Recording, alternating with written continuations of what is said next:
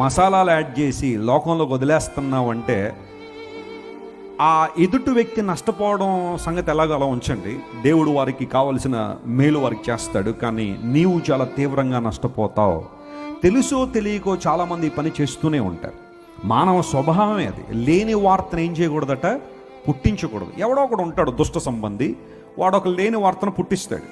కొంతమంది దాన్ని భుజాల మీదకి ఎత్తేసుకుని ఇంక లోకమంతా చాటి చెప్పేయడమే మా గమ్యం, ఇదే మా జీవిత లక్ష్యం అన్నట్టుగా ఆ లేని వార్తలను చెప్పండి ఇతరులకు ఏం చేస్తూ ఉంటారు, స్ప్రెడ్ చేస్తూ ఉంటారు. మళ్ళీ ఎంత స్మార్ట్గా ఉంటారంటే, ఏమోనండి ఇది మనకు జరిగిందో లేదో తెలియదు కానీ ఇలా అయిందటండి అన్నట్టుగా కొంతమంది లేని వార్తలన్నీ కూడా చెబుతున్నారు. జాగ్రత్త సుమ.